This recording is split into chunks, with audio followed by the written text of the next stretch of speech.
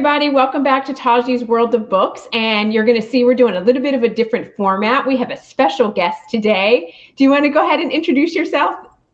I don't think you my name is... introduction, but go ahead. Stop it. I'm Charles from the channel Books on Stereo. I'm so happy to be here today. And we're going to be talking about... Oh, I don't want to ruin your intro. So I just gave you my introduction. So you do you. You do you.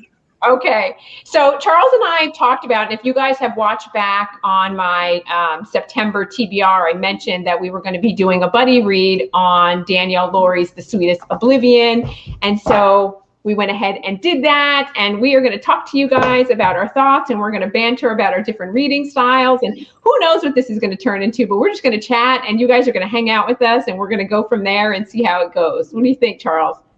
Okay, that sounds... I can't believe you actually bought the book. You would have bought the actual physical book. You know, I did. I got... Even though you probably listened to it on audio, but yeah, you still buy the physical. Because I do both. I actually do both. And even if a book is on Kindle Unlimited, if it's on, I cannot read it on my phone, even though I have Alexa read it to me. I have to have a physical copy. I'm strange like that. Okay. These are my little quirks. That's just a high maintenance reader right there. You're just a you need all three formats available to you all at once, or the system does not work. You know what? I'm an author's best dream because I'm buying all their formats. You're buying all three. They see me coming, they're like, woo, yeah. Let's make some 600-page books and charge $30 and put them all in the series because Taji's gonna make it right. Get them all. Oh la la. Yes. So let's start off first by talking about our different reading styles. So you really have pushed me out of my comfort zone. So for those of you that watch on a regular basis, you know I read in series and I will not start a series if it is incomplete because, for me, I like to remember what's going on and have the whole experience. And if it's been a year since the last book has come out, then I have to go back and reread all the series. And y'all know my TBR is way too long to be going back and rereading stuff. So hence, I only read in series. And Charles, do you want to talk about how you read? Okay, I feel like I do it the normal way. You will not. Okay, if you guys have been watching Taji's channel, she does not just read a single book. She reads a whole entire series, even if she hates it. Because she just has to know the whole entire story versus most of the people on BookTube would just read the newest release in a series and then wait next year for the next book. And Taji's like, no. I need all books 1 through 35 all ready to go. So and then in a week or two, you're done with them. With it off. No, yeah, exactly. No, because then I'm giving you my full on vibe. I gave this author a go, and I will never go down that path. And now I've bought all formats, so now I done sunk a bunch of money into this. Oh my God! Yes, this is what I do. Yeah. So when nobody said it was sane, it's just what I did. I personally just read a book in a series whenever I feel the need to pick it up because I can't binge an author. Mm-hmm. I cannot. Even if it's a favorite, I will find things that especially in indie authors, you can find certain things that they do in each of their books. And if you read all of them back to if you imagine if you read Ice Planet Barbarians back to back, yeah, you would notice even just reading her other series and binging that, I'm like, she has a formula. She does. It's so evident. So that's why I don't like to binge an author. I like to jump around because I feel like if I get stuck in one author's voice, unless they change it up quite drastically from book to book, I'll get bored really easily, and then I end up hate reading the series. You know what? Most authors don't change up their style. They do have, J.R. Ward, she has a formula, the way she writes her characters, right? And you can see it across the books. And I think that's the main reason Ice Planet Barbarians, I think I got stuck at book 6 or book 8, and I got tired of it. And then I was like, no, I need to step away and do something different because it was the same thing. And I'm sure, and I love Ice Planet Barbarians, so I'm sure if I go back to it, it would be great and I could do it. So, but you know who I don't get bored like that with is Kay Webster. Kay Webster, and we've talked about this, she dabbles in so many different things and she's so dialogue driven. and because it's dialogue driven, the characters are different. So each book has a different sort of voice, if you will, or a different feel. Does that make sense? Yeah, I agree. Kate Webster is like one of those authors that does whatever she wants to do. But the reason why I don't read too much of her because she needs more audios. I'm sorry. You're right. You're right. She needs more audios. Trying to get me to read physical books. I'm like, okay, I need you to stop. Exactly. I need you to put out more audios. And she has like for every 5 or 6 books she puts out, she may have one audio. Yeah. I think that alienates. I wish we could get that. And I get that there's cost involved and there's a lot of factors, but if we could get authors and more on board with releasing more on audio, we could increase our viewership across people that are so busy. And I prefer an audiobook because it takes a book to a whole nother level, or like we've said before, it can sink a book. If it's not but does it really matter for you since you like already have like every single imaginable format? You have text-to speech going on, you have the audiobook going, you have the physical book going, you have the ebook going. I'm like, what format have you not bought? Now, you know what? I don't do text to speech. And you know why I haven't done text to speech is because, and you know this about me, Charles, I'm technologically inept. Like I struggle and I cannot figure out how to get it to work. So I get ticked off and I just go, forget it. I'm not going to do it. So I don't do it. So I don't have that one. So that's the one I have, Skip, but I do everything else. Wow.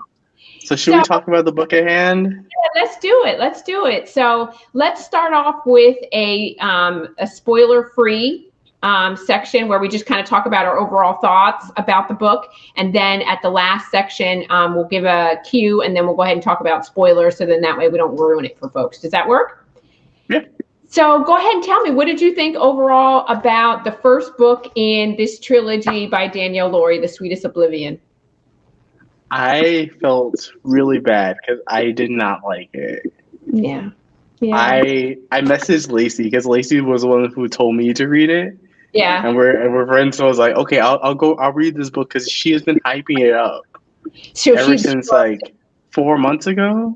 I feel like it. I think that's when she was in her mafia phase, and I was like, okay, I'll wait till the audio drops. So I finally read it, and I'm like, wait, where's the steam? Why is there so much story? Mm-mm. Why is it so slow? Why is this 12 hours long? Yeah. So like, I get it if you're a fan of mafia. I can see why it's popular. But for me personally, I wasn't a huge fan. It wasn't something that I personally enjoyed, but I may be convinced to read books 2 and 3 only if they drop on audio. So I am a huge mafia fan. Like we know Cora Riley is the queen of mafia, and she writes like the quintessential. So like if you're trying to compare, I get like it's tough when you're comparing to authors like Cora Riley. But this book for me, one, it was really slow going and I didn't realize it was going to be a slow burn type situation. I didn't realize it was going to be an enemies to lovers, and it did all the things, and these are not tropes, and I talk about this on my channel, but they're, I guess, plot points or ways to drive the angst forward that authors do when they don't really know how to fold conflict in, is they pick up this miscommunication, I think I know who you are. You're this kind of guy because you're a maid guy and all maid guys do this, and he's going to have mistresses and he's going to be doing this and that. And there's never any, all of this stuff could be easily resolved with one conversation. She could have simply sat down with him and talked to him about stuff, and for me, that gets on my nerves because I don't like when characters jump to conclusions about stuff and think they know and then make life-changing decisions, based on these conclusions. And so for me, I was just frustrated with her from the main, the heroine from the very beginning because of that. Did you see that? Does that make sense to you? Yeah, I wasn't necessarily, I totally get everything that you're saying. I wasn't necessarily frustrated with her. I just felt like the book lacked clear direction. Like there was a story you had for people who haven't read it. It is, what is it technically, like dating? Like it's taboo because the hero's supposed to be married to the heroine's younger sister, but then those two have a connection. because she's apparently ruined for something that she did, and so on and so forth. But I just felt like a lot of times it was just the hero does something very overbearing, blows something completely out of the water, and the heroine is just on her miscommunication trope. Yes. And I was really wondering where was the arc for the characters. There wasn't really an arc. I didn't see that development, right? Because I felt like the heroine didn't really change. Like, I wish she was more kind of like toe-to-toe with the hero. Yeah. It felt very much like when he was like being super, super alpha and holding a gun to someone's head, and she's like, "Hey, let me explain." He's just like, "Shut up." Go sit in the car. I was like, no. Yeah. And I think this book was written like in 2015. Yeah. It's been out for a while. And it just got popular now. 2018. 2018, yeah. So it's been out for a while. Yeah. But I don't know. I feel like the Mafia space is such a crowded space that I personally like a lot of steam and a quick, snappy read. And this one was more story. Mm-hmm. Not necessarily more story, but it wasn't necessarily about the romance. It was trying to do something different with the Mafia genre, which I appreciated. And I can totally get why people may probably really will like this book. Yeah, and I think it was more story, like more plot driven or more story driven, but at the same time, like I don't feel like the story was really well told. You know, so like to get into a little bit of a spoiler and to talk about the premise of the book. So it's about a girl, and what's the heroine? I always forget people's names. So Elena is her name. So Elena is the sister, and her sister is Adriana. And Adriana is set based on the father's edict to marry Nico, who is the Don or the boss of the family. And it's very clear that Adriana does not want to marry Nico because she's in love with someone else, and doesn't make any bones about that she doesn't want to marry it, but she's going to do what the father tells her she needs to do. And it's very evident from early on in the book that Elena, her sister, is attracted to Nico, and she knows that this is taboo and wrong because this is her sister's betrothed or her sister's fiance. And so she really tries to fight against it, but there's this uncontrollable pull between them that she inevitably, they give into in various ways. And some things happen that, to get into a spoiler part of it, things happen, and ultimately Adriana is no longer betrothed to Nico, and now it is Elena who is betrothed and is supposed to marry Nico. And so they have to get over the challenges of their personality conflicts and learn how to communicate with one another and start to trust one another and get on the same page if they're going to make this marriage work or this relationship go. So that basically is the premise of the book. And I think when we talk about character development, both Nico as well as Elena have some growing up to do. In Elena, and she states very clearly that Nico makes me act and make decisions that are rash and irrational, and I act in childish ways. And I could really resolve this by just talking to him, but he infuriates me so much that I do these impulsive things that I know are just going to cause more conflict and more difficulty. But neither one of them communicate or talk to each other to try to resolve that. And that is the thing, I guess maybe because of my background as a psychologist, I'm like, just talk to each other. We can get past this hurdle. But, where would the angst be if they were to do that, I guess like the plotting characters for me really did not work for me. The writing, I would say too, to touch on it, wasn't anything spectacular. Good, so I felt myself, I was kind of like, if I read this physically, I would have been really struggling to get through it, because I remember listening to the audio. I think I started about a week before we started. Yeah. I only got like 20 chapters in. I was like, okay, I can't. Let me put this down. Let me go read something else. And then I came back and I found myself still pushing and struggling to finish the audio, which wasn't the best case scenario, because I was like, I can easily see myself checking out and only coming back to like key moments or when something steamy would happen. But then other than that, like, because I don't even know like what what is there even to spoil about this book? Because they're going to get together. I think there's like, I know there's some plot, but I clearly didn't care because I didn't note. I was like, oh, okay, they're together now. Okay, now the sister did something that ruined the marriage, but I was like, okay, we're gonna move past that. Where's the steam? Yeah, exactly. Do you remember what the sister did and what happened? And I predicted it. I saw it. So let me say this. I totally agree with you. I found myself very early on getting lost with the characters because I wasn't paying attention because the narrator didn't suck me in. So let's say that. Mhm. We'll come to that in a minute.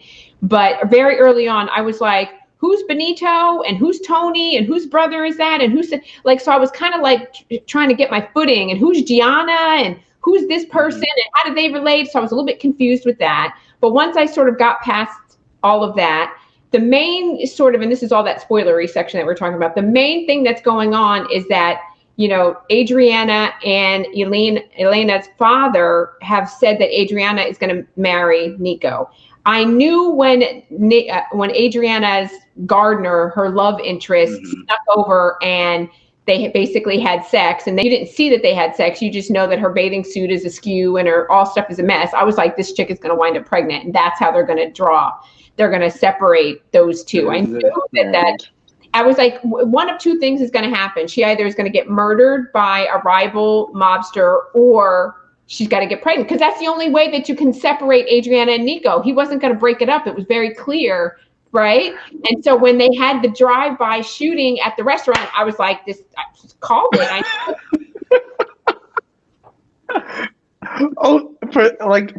There's like barely any violence. It's like not really any like tons of violence in this book, and that's what your first option. You know, I read dark romance, so I got my little dark brain. I'm like, you just like kill off the sister. I was like, this was like chick lit candy, like whatever. I was like, it's so super like, da, da, da, da. I want something. That's why when I talk about like angst, and you're going to bring up the angst is like, you didn't communicate with me and you did this and blah, blah, blah. And I'm not going to speak to you for 10 years. I'm like, girl, bye. This chick over here got kidnapped. She got kidnapped and sold into slavery. Now that's some real drama. Like she's like living on some island somewhere, having to service a dude a week in like the Pepper Winters books. Like that's some real. Now I'm stressed for her. Okay. All this other stuff is like whatever. Does that sound? I feel like you were reading this like through like a dark romance lens, even though it was not a dark romance.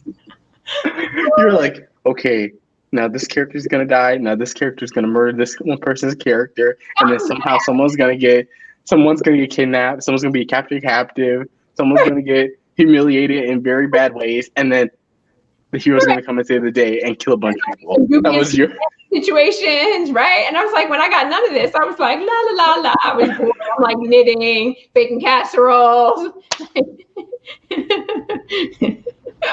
Oh my god! Yeah. So what rating did you give? I'm really curious. You know, more than 3/4 of the way through, I was like, this is a 3-star read.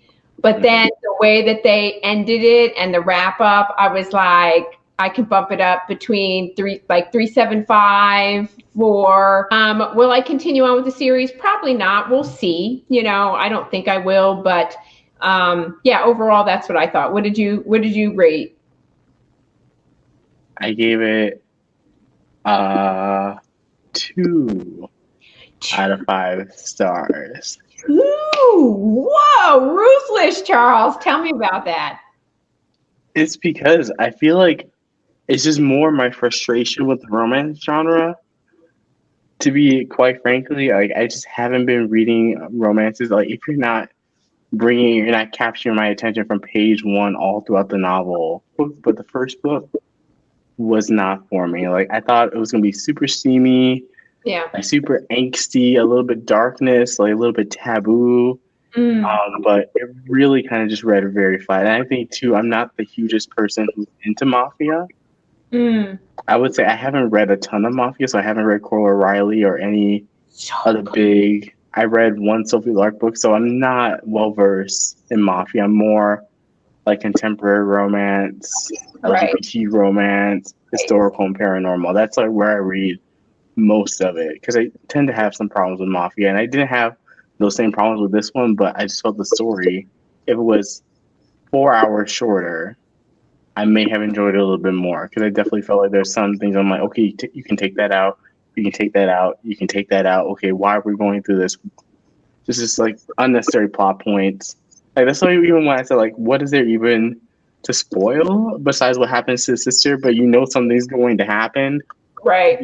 That's how our couple's going to get together. But yeah, it just was. I think maybe I can be convinced to move it up to a 3, but it's most likely going to be a 2. So what do you think in terms of, because you really convinced me not to read in the series, and so to continue on with the series, do you think that if we were to buddy read this, the second book when it comes out on audio, do you want to do that? Or do we want to say, no, we've thrown in the towel and we're going to skip on to something else? I'm already thinking about returning this book to Audible. That's how I feel about it. So we're good. So this is the cap on this. So if you guys are hoping to hear our thoughts on other books in the series, Charles and I are both saying we are tapping out. So, and we will pick up with something else for you guys. I'm sorry if you're fans of the book. You probably love it. That's fine. You can love it. I don't have to love it, but you do you. We all read different things. And you and I love to talk about books, and we read similar but different things, and that's absolutely okay. And if you love it, go for it and continue on with it, and we'll bring you other things, and we'll talk about other things that we all can come together and enjoy. Having said that, you guys know that I upload new videos every Monday, Wednesday, and Friday, so thank you so much for joining me and hanging out, and I really appreciate it, and I hope to see you next time. So that's it. Bye. Bye.